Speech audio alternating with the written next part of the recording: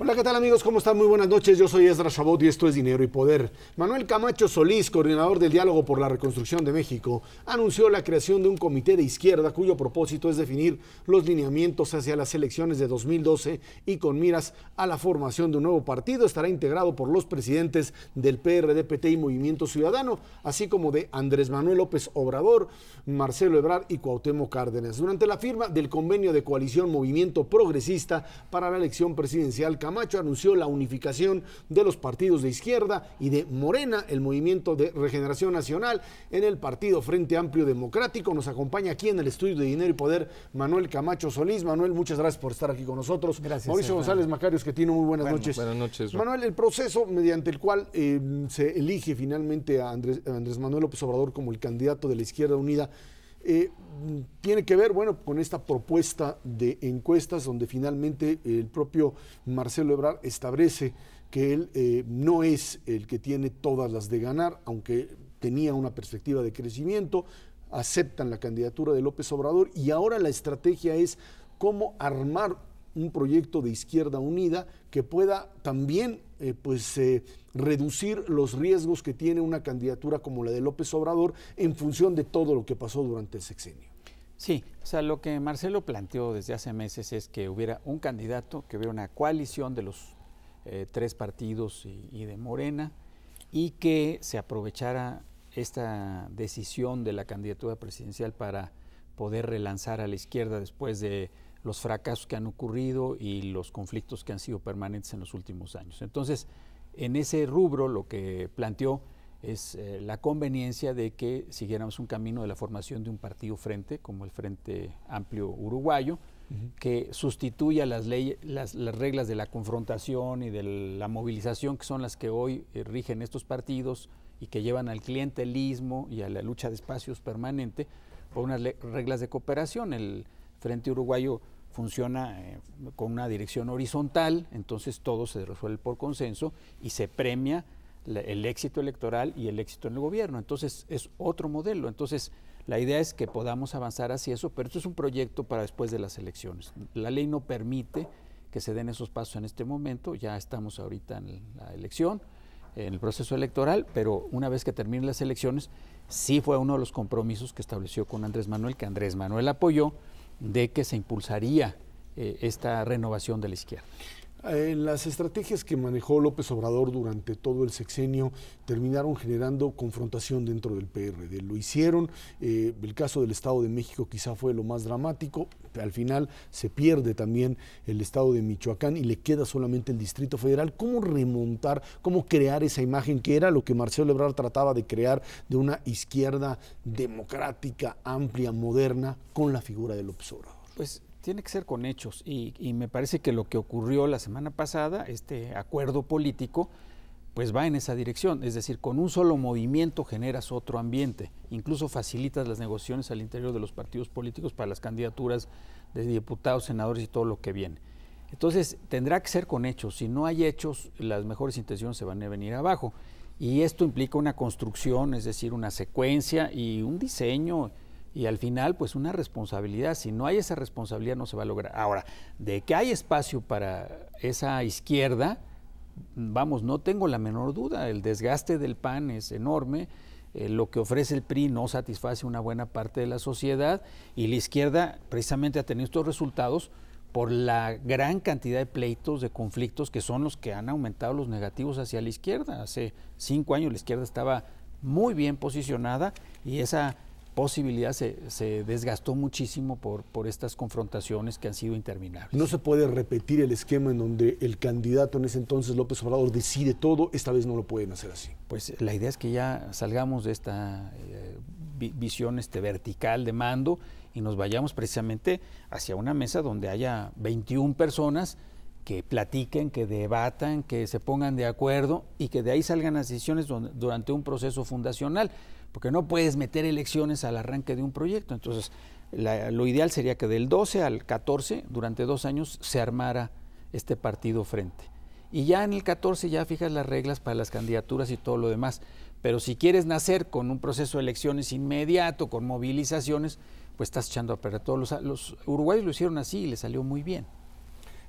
Manuel, para poder conjuntar a estos distintos grupos, como bien decías, uno de los obstáculos es que hay prácticas muy diferentes al interior de los partidos de izquierda, personas que proponen, que construyen, como tú, Marcelo y muchos otros de primera, pero hay también grupos muy clientelares que no han salido de una vieja forma de hacer política y que resulta costoso. Agrupar a todos estos distintas formas de hacer política, además con 3 distintos partidos políticos que ya tienen registro, no va a ser un asunto fácil. Entiendo que en esta coalición que hicieron, a final de cuentas ya no fue total, es decir, hay distritos en donde cada quien va a competir por su lado. ¿Tú ves posibilidad de que el PT y Convergencia se sumen también en esto? Mira, la política es maravillosa. En un día, con lo que ocurrió, se facilitó todo. Y sí se hizo la coalición total. Sí, lo cerraron finalmente. Sí, digamos. Entonces, Movimiento Progresista es para todas las elecciones, incluso con la recomendación de que se extienda a todas las elecciones concurrentes en los estados el próximo año. Eso facilita todo. Ahora, de que es difícil, pues sí, es dificilísimo, pero es difícil por 2 razones, Macario. Primero, porque las reglas estimulan la confrontación, pues cambia las reglas y premia el acuerdo. Y segundo, porque no hay un referente de eficacia electoral, es decir, tú puedes fracasar o en una administración gubernamental o en el gobierno y no tienes sanción, y tienes éxito y tampoco tienes un reconocimiento. Entonces, si las reglas se arman de manera diferente, pues esto ayudará, porque mucha gente no es que sea malintencionada, es que lo único que sabe, y sabe que si no hace eso pierde. Exacto. Pero el conjunto termina perdiendo. Esta confrontación es totalmente destructiva. Manuel, el PRD ha venido perdiendo presencia, digamos, en diversos estados de la República, perdió Zacatecas, perdió Baja California Sur, más recientemente el caso de Michoacán. Yo tendría 2 preguntas. Una es, ¿a qué atribuyes tú este descenso? Si tiene que ver con la falta de organización hacia adentro del partido y si esta unificación de la izquierda en la que estás pensando podría mejorar esa perspectiva. Y segundo, si no se corre el riesgo de que en la selección del candidato del PRD al gobierno del DF se vaya a fracturar más la cosa, o sea, se logrará mantener la cohesión del partido. Los grupos de interés que están allá adentro pues son muy amplios y tienen una organización o organizaciones pues ya muy arraigadas aquí en el DF. Mira, la verdad es que sí lo tengo bien claro, porque he vivido todas estas elecciones, las he visto con lupa no solo de político, sino de observador, como ustedes, así que hacen sus trabajos rigurosos, yo también lo hago. Entonces son 2 las razones por las que se ha perdido. Primero, por este crecimiento de los negativos en contra del PRD por todos los pleitos. Hay una asociación clarísima. Y segundo, por error tras error en las estrategias en los estados. Es decir, ya sabíamos que en Baja California, si no impulsábamos a Covarrubias íbamos a perder, porque el candidato del gobernador tenía muchos negativos, en cambio Covarrubias tenía muchos positivos. Entonces el perder tiempo, el confundirse en esa decisión, pues fue desastroso. Y lo mismo te puedo decir de Zacatecas y de cada uno de los estados. Es decir, hay razones específicas y hay este ambiente general de negativos por los pleitos. Y en el caso del DF, bueno, pues sí, hay muchos intereses, pero me parece que hay 2 factores que van a contribuir a una buena solución. El primero es que hay un acuerdo entre López Obrador y Marcelo para la conducción de este proceso, y eso le quita muchísima presión abajo, porque nadie va a salir ahora con que yo soy de López Obrador y por tanto tengo derecho a golpear. Ese cuento ya se acabó. Y la otra razón es porque, con independencia de lo difícil que fue el proceso interno del PRD en el DF, finalmente quedaron completamente equilibradas las fuerzas. Entonces, la coalición cercana a la parte, llamémosle radical, tiene un peso semejante a la coalición cercana a la parte moderada, y se necesita 66% para todas las decisiones. Entonces, o se ponen de acuerdo o no, o simplemente no hay manera de prosperar. Entonces, combina liderazgo de Ebrard más estos equilibrios me parece que la posibilidad de que esto salga bien es mucho mayor. Más alta que a que salga mal. Manuel, el hecho de que haya un solo candidato y que vayan en una coalición total los pone en una situación desventajosa de acuerdo a la ley. Por un lado, una cantidad menor de spots, por otro lado, la imposibilidad de hacer precampañas. Empezaron a aparecer ahí opciones de lanzar candidatos balines, como se les llama, ¿no? Para tratar de generar una discusión, algo que para muchos fue improcedente porque sería contraproducente para el propio proceso. Esto implica que durante un periodo relativamente largo, de aquí a febrero, esto va a estar, o estarían ustedes, quizá el PRI esté en la misma posición, a menos que ellos sí lancen a uno de estos candidatos fantasma para hacer campaña. Otro de los absurdos, ¿no?, de la ley electoral. Sí, es un absurdo la ley electoral. Pero el punto aquí está en que, en efecto, el tema de la decisión del candidato sí influyó en esto, porque era tanta la duda de que esto iba a salir bien, que entonces los que estaban a favor de López Obrador decían, no, acomode el lugar, coalición total, porque sentían que eso era el triunfo de López Obrador, no tenía nada que ver, podíamos haberlo manejado con ahora sí que con precisión quirúrgica y haber sacado ventaja a las dos cosas, pero bueno, ya no se hizo así y ya no había el margen. Ahora, ya la circunstancia ya cambió, porque en realidad lo que vamos a tener es que los dos aspirantes o candidatos virtuales, es decir, López Obrador y Peña Nieto, están exactamente en la misma circunstancia, y ni ellos van a poner un candidato balín, ni acá se va a poner un candidato balín. ¿Estás seguro que no lo hagan? Yo estoy seguro que no, sí, pues no les conviene, se van a ver muy mal, ¿no? Entonces, eso va a hacer que las cosas se queden en un statu quo. Entonces, cada quien tendrá que imaginar fórmulas que sin violar la ley les permitan tener presencia en los medios.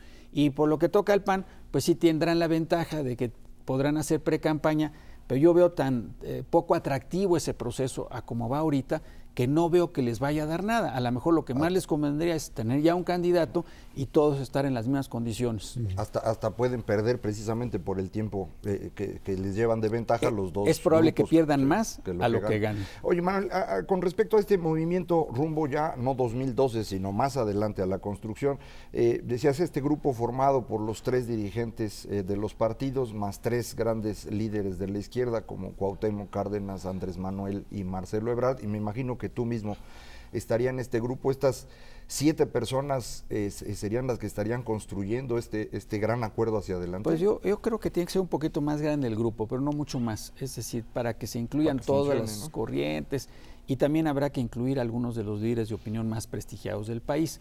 Lo del ingeniero Cárdenas yo no le he hecho una invitación formal, o nadie se la ha hecho, pero lo mencioné y todo el mundo lo recibió con mucha satisfacción. Será cosa de convencerlo. Me parece que su contribución sería muy positiva.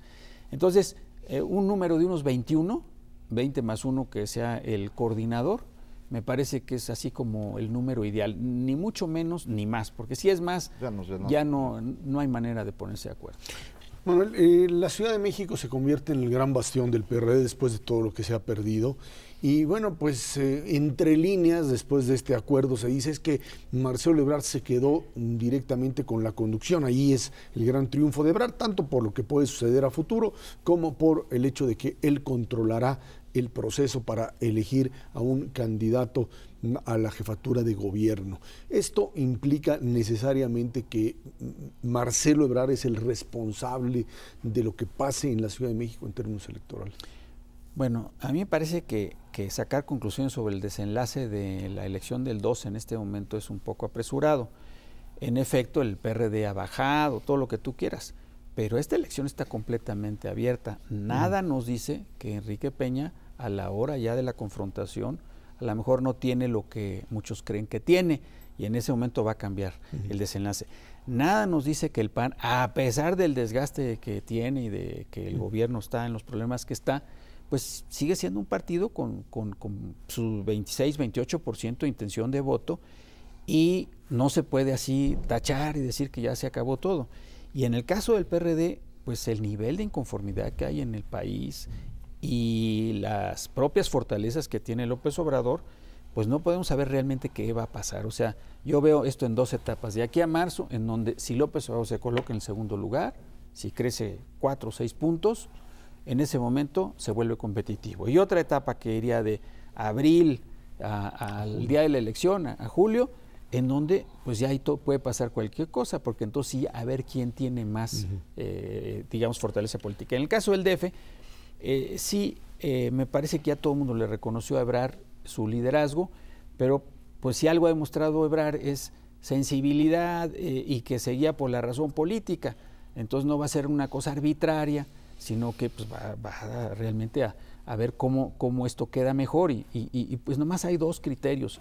Uno, indispensable, que es ganar la elección, ¿verdad? Tener con qué ganarla, y el otro que no puedes dejar de lado en el caso del DF, que es la responsabilidad de que también tienen que gobernar una realidad que es bastante complicada. Entonces, a lo mejor tienes un candidato que te puede dar el triunfo electoral, pero resulta un desastre como gobernante de la ciudad. Entonces hay que cuidar las dos cosas. Oye, Manuel, pero algunos de los números sí se ven complicados, ¿no? Reconociendo que efectivamente todavía no, apenas estamos viendo el comienzo de la competencia en serio. Justamente hoy se publica una encuesta del Universal en donde Peña Nieto aparece con 44% de intención de voto, Josefina Vázquez Mota me parece que anda en 24 o 25% y Andrés Manuel López Obrador en 14%. Es una ventaja, vamos a decir, una diferencia con el puntero de 30 puntos. Yo recuerdo en noviembre de 2005 Andrés Manuel, el caso era al revés, Andrés Manuel llevaba una ventaja de 20 puntos. ¿Tú sí ves capacidad de remontar una distancia de ese tamaño? Lo veo difícil, me doy cuenta lo complicado que es, además con los estados que se perdieron, eso te quita muchas fortalezas territoriales, pero me parece que esta elección está totalmente abierta.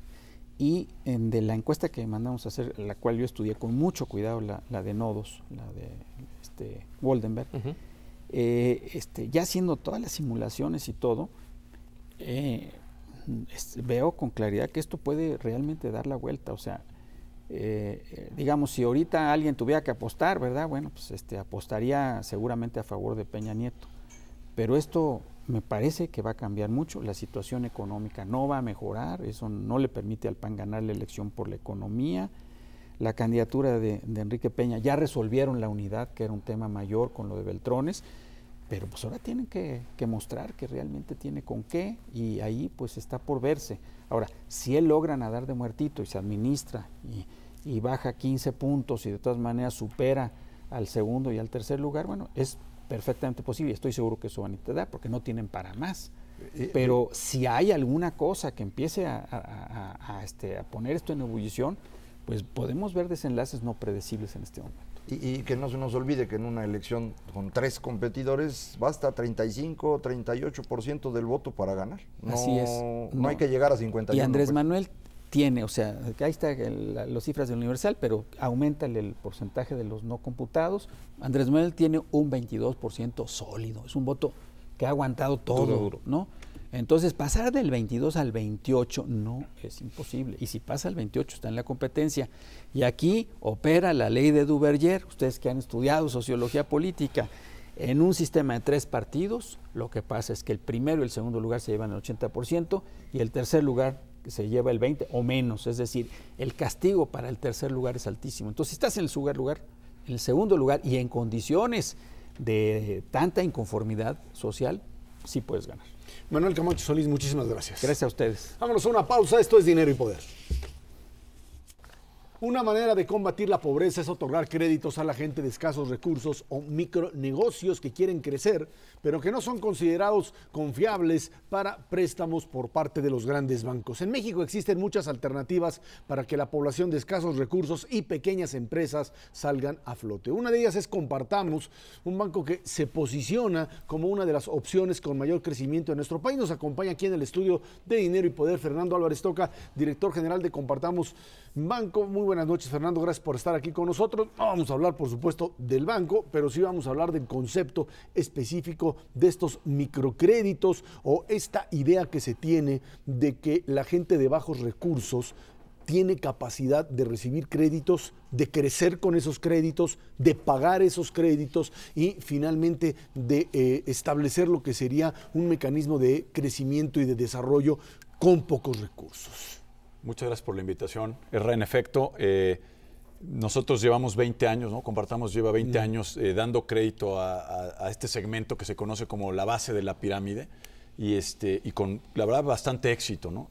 Hoy contamos con más de 2 millones de acreditados, la mayoría mujeres, 98% de ellos son mujeres, todos microempresarios o microempresarias, personas con autoempleo, ¿no? Y justo el tema es, cuando tú ves la pirámide poblacional de México,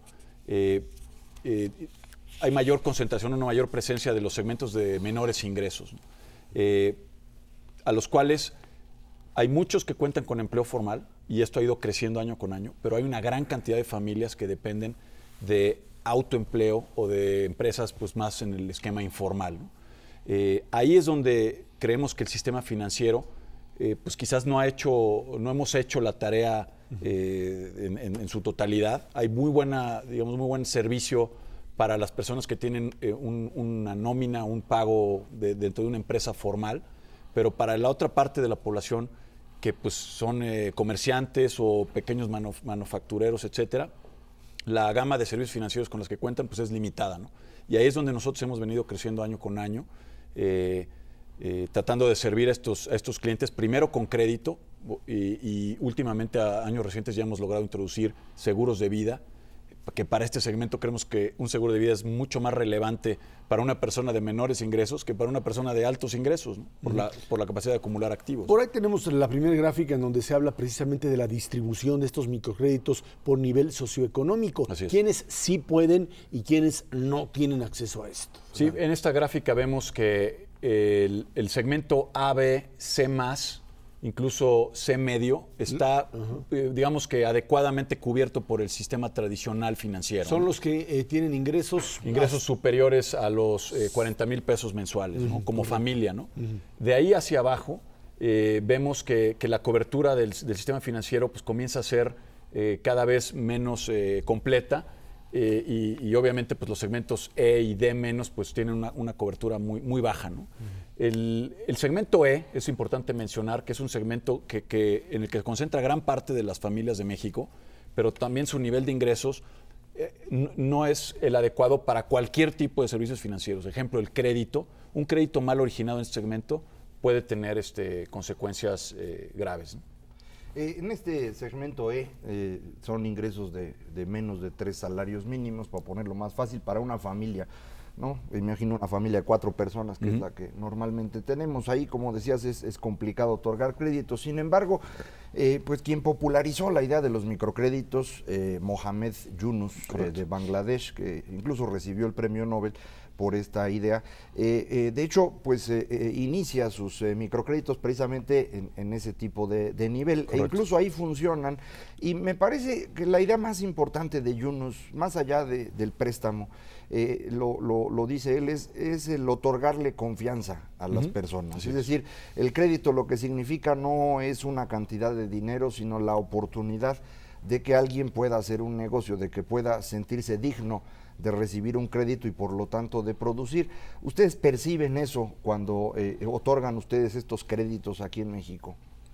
Totalmente, ¿no? El hecho de confiar en esa persona, de darle crédito, que justo la palabra crédito conlleva eso, es algo que el cliente y que esta persona tiende a valorar muchísimo, ¿no? De hecho, compartamos en sus primeros años, en sus orígenes, éramos una organización sin fines de lucro y que partíamos mucho de esa misma premisa, ¿no? De apoyar a personas de menores ingresos con crédito para que sus negocios crecieran, ¿no? Entonces, vemos eso mismo. ¿Cómo fue que después ya se les olvidó lo de sin fines de lucro y se convirtieron en...? Porque esto implicó también el gran crecimiento que ha tenido Compartamos, Así ¿no? es. Sí, bueno, en la historia de Compartamos, esta organización sin fines de lucro se convirtió primero en una SOFOL en el año 2000, en el año 2006 en un banco. De hecho, en 2007 nos listamos en la bolsa y justo no hubo esta transformación de una organización sin fines de lucro a una empresa con todas las reglas de las empresas, que una de ellas es pues, ser rentables. Y la razón es principalmente que para nosotros poder atender a millones de personas, el tener una empresa era una herramienta muy poderosa, ¿no? En un país como México, que cuenta con un sistema financiero, pues digamos, más establecido que en Bangladesh, que es el país donde opera Grameen Bank, que es el que tú haces referencia, digamos que poder servir a este segmento sin necesidad de depender en donaciones o en filantropía era algo que nos motivaba muchísimo, ¿no? Ahora Compartamos es una empresa hecha y derecha con 2.200.000 acreditados, la mayoría mujeres, y que no dependemos de donativos como lo hacíamos en los primeros años de Compartamos, ¿no? Y eso, que esos donativos se puedan destinar a resolver enfermedades, a resolver otros problemas, creemos que es algo muy poderoso. Una parte importante de este mecanismo es ver cómo este asunto de los créditos se va dirigiendo a las distintas personas y tiene que ver con la estructura del país. Por ahí tenemos la gráfica que está intentando relacionar los créditos con el producto de cada país, y esto habla pues de las dificultades que se tiene para que esto suceda en México, Fernando.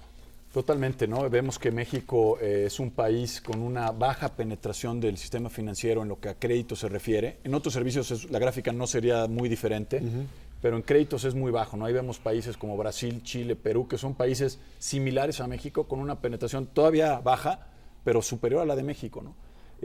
Obviamente mucho de esto se debe a la crisis de los años 90, ¿no? Donde pues, el sistema financiero tuvo que hacerse pequeño y como que reinventarse.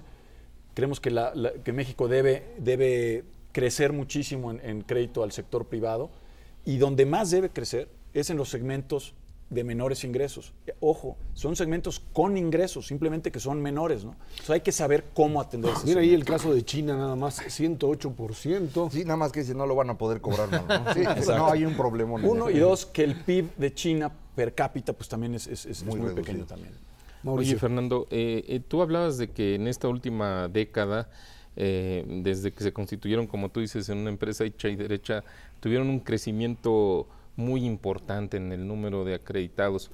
¿Qué quiere decir esto? ¿Que hay necesidades de crédito insatisfechas o todavía insatisfechas, y cómo ven esa perspectiva para adelante? Y segundo, me gustaría, yo he escuchado comentarios, pero honestamente no sé si son correctos, de que el costo que se cobra por estos créditos puede ser demasiado oneroso, y que entonces ahí hay un problema también de inequidad con los acreditados. Pues viendo la manera tan espectacular como han crecido sus acreditados, creo que lo van a mostrar en una gráfica en unos momentos, ¿tú dirías que es oneroso el costo, o cómo explica esta trayectoria de crecimiento de los acreditados?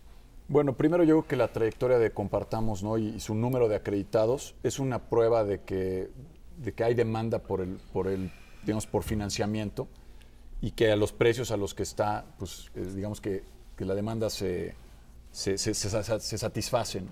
Si además también tenemos una gráfica en donde podemos ver la tasa de repago. Estos son los números de acreditados por año, ¿sí? Así es, ¿no? Y bueno, vemos que, como pueden ver, el número de clientes que hoy atendemos, pues muestra que pues existe demanda por ese producto a los precios actuales, ¿no?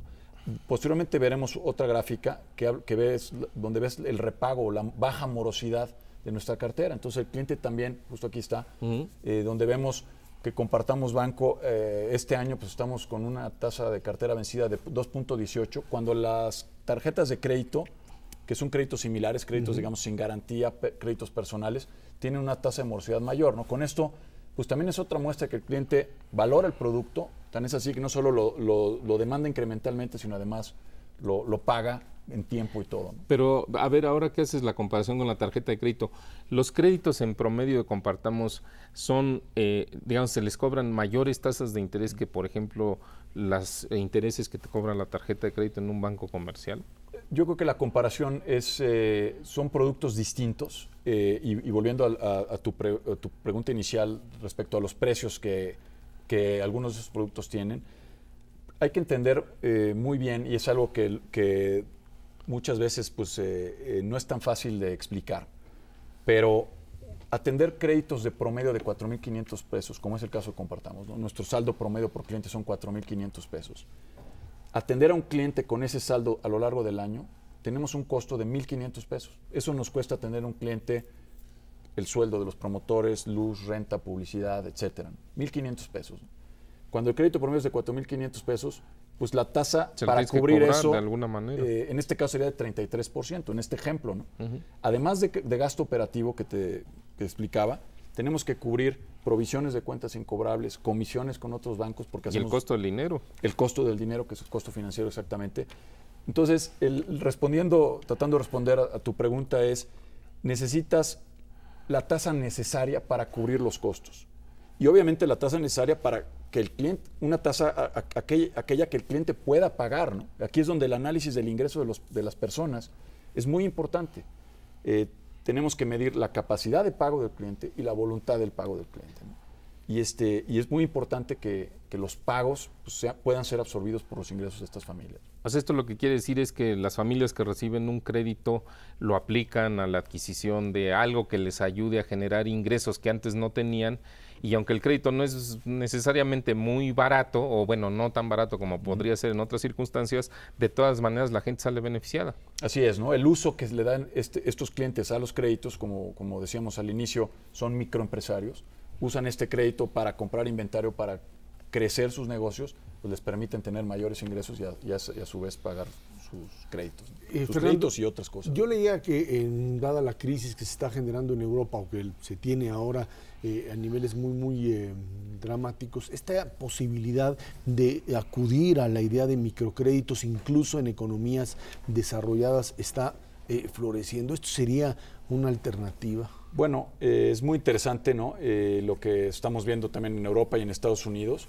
Incluso hay algunos esfuerzos ya de microfinanzas en Estados Unidos, en ciudades como Nueva York, muy interesantes, alguno del Grameen Bank justamente, muy interesantes y que están demostrando que también en esos países desarrollados hay segmentos que no están siendo servidos adecuadamente, ¿no? Yo creo que esta crisis que estamos viviendo en estos países, pues va a acabar comprobando esto, ¿no?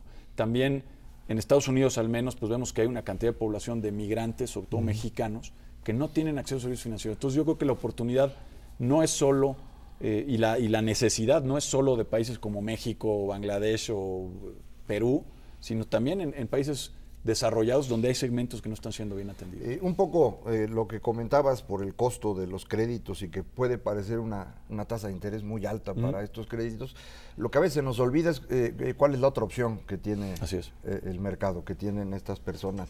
Y la otra opción es o no tener nada de crédito o caer en manos de un prestamista que suele cobrar mucho más y ser mucho más agresivo.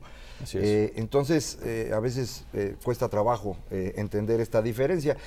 Pero ustedes fundamentalmente le prestan, como también decía Yunos desde el principio, a las mujeres. Así es. Porque ellas sí pagan, ellas sí son responsables. Te conocen a ti, ¿no? No, pues a todos los hombres, a los hombres no pagan, consiguen el crédito, yo me imagino que se lo beben en lugar de ponerse a producir. ¿Ustedes sí perciben esta diferencia de comportamiento entre hombres y mujeres aquí en México también? Sí. Quizás no tan dramática como lo decían.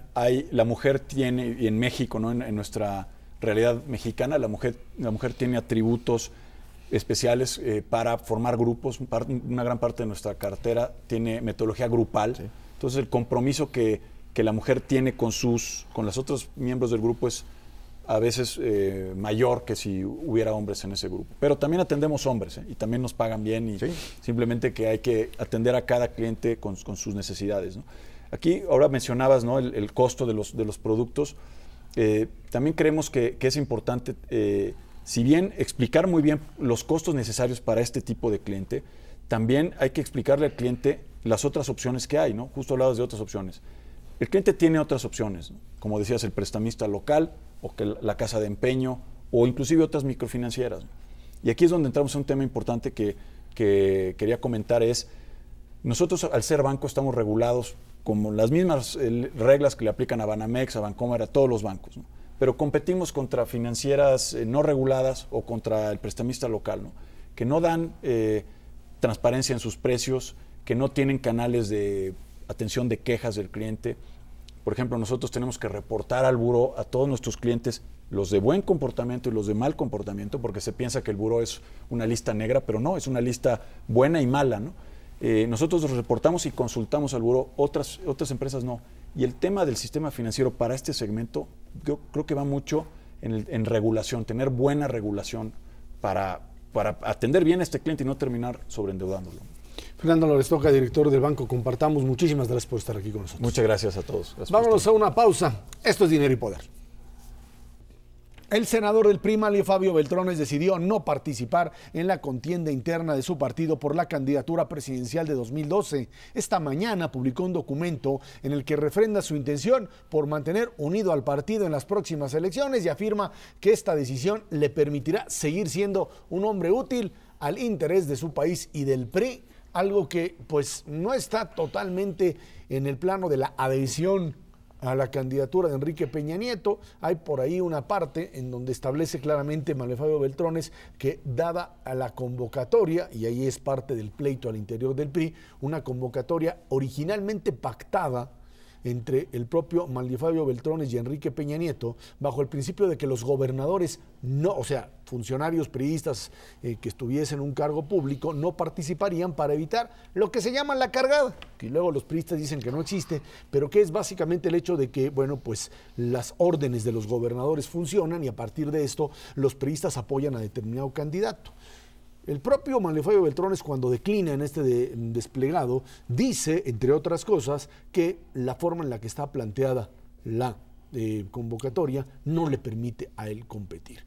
Habla de no ruptura, habla de, por supuesto, no fractura, de seguir en el PRI e impulsarlo, pero de seguir hablando de lo que él considera un proyecto incluyente, un proyecto democratizador, que sería pues algo así como seguir peleando desde adentro, desde el interior de la propia candidatura de Peña Nieto por los cambios que dice el otro sector no está dispuesto a hacer, Macario. Pues para mí esto no es muy sorpresivo, a mí me sigue pareciendo que al interior del PRI hay visiones muy distintas sobre qué hay que hacer con México y esas visiones no pueden concentrarse en un solo gobierno, tiene que decidirse cuál de las dos es la que va a ser preponderante, y la que apoya al señor Peña Nieto, que es el candidato de ese partido, según todo indica, pues es una visión que no coincide con la de Manlio Fabio Beltrones, es esta visión más cercana, pues digamos, al señor Moreira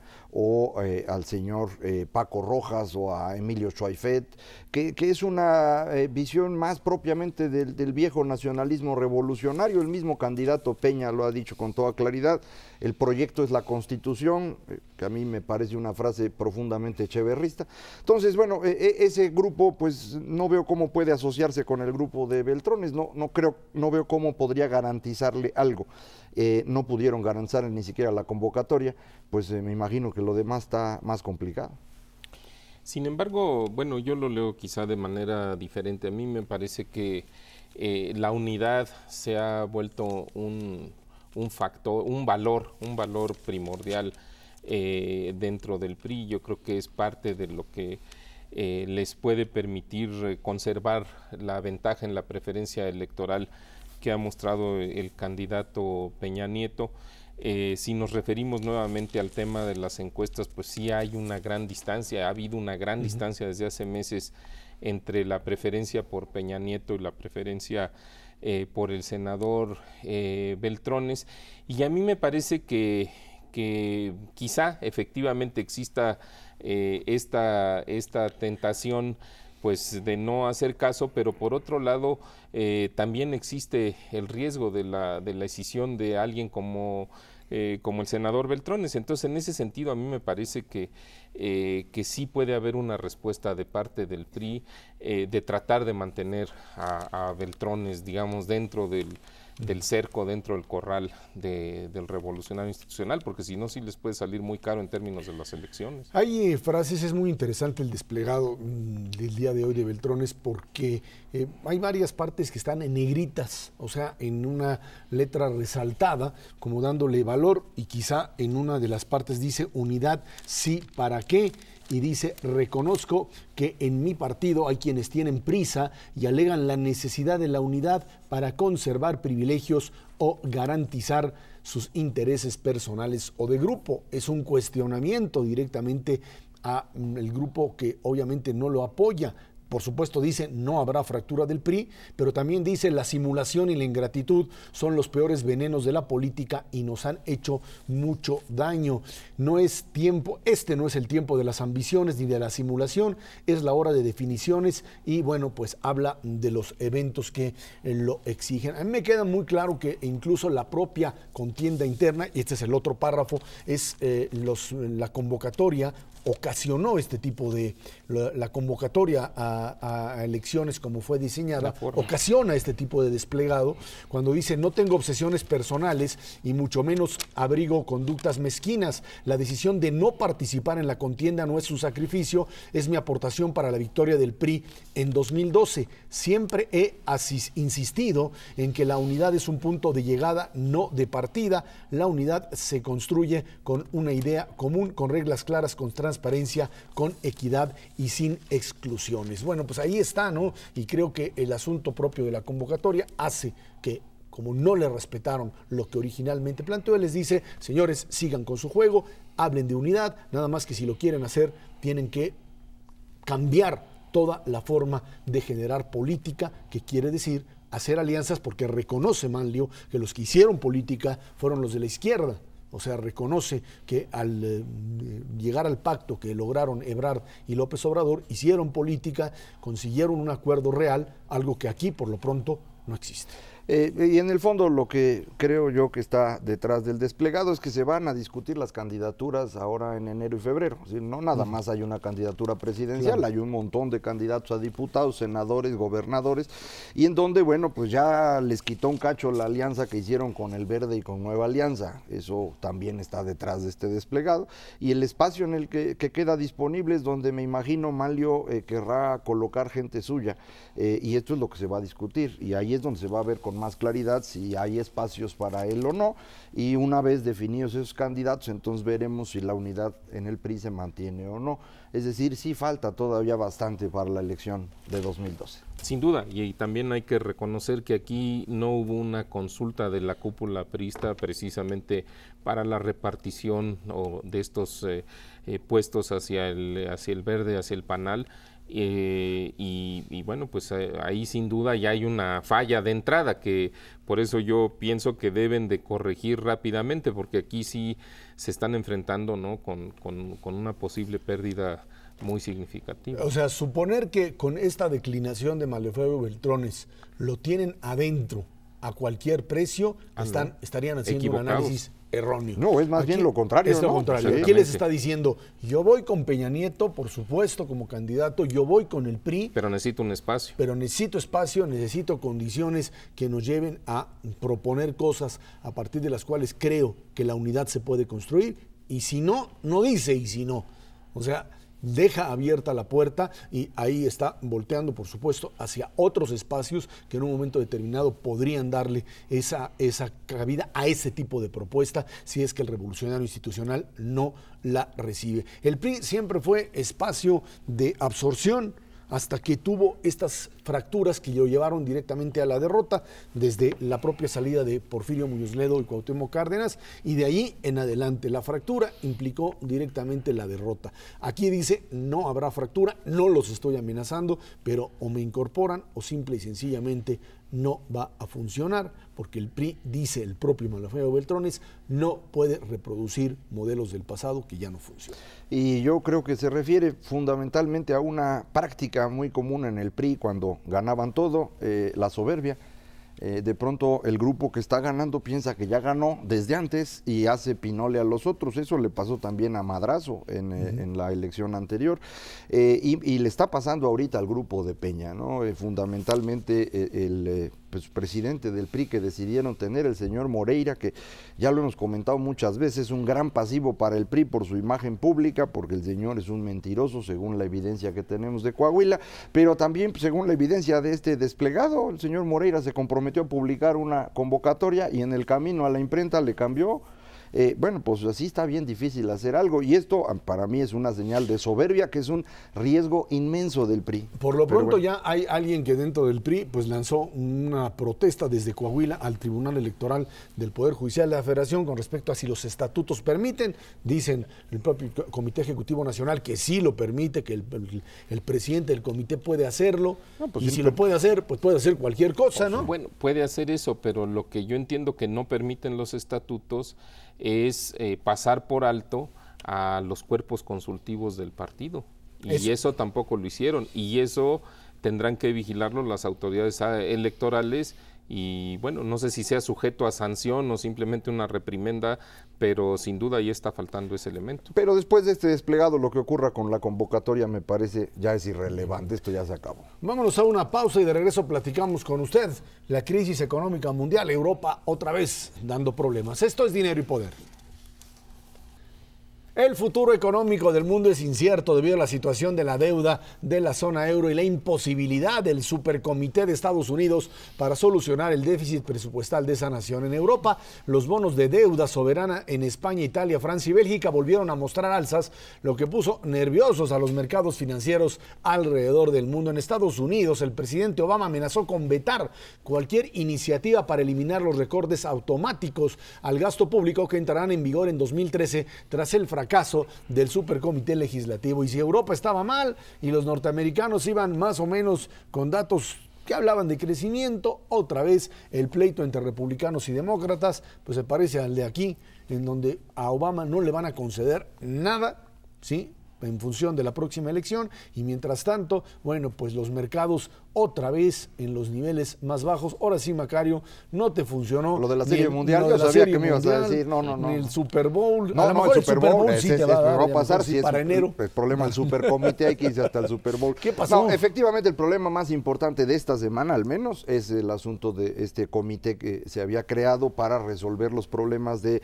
la ampliación del techo de deuda, que los amigos del auditorio recordarán, comentábamos a inicios de agosto, y que fueron los que nos causaron los primeros problemas, fueron los que movieron el tipo de cambio aquí en México, y ahora nuevamente el movimiento es muy brusco, precisamente alrededor de este tema del Supercomité.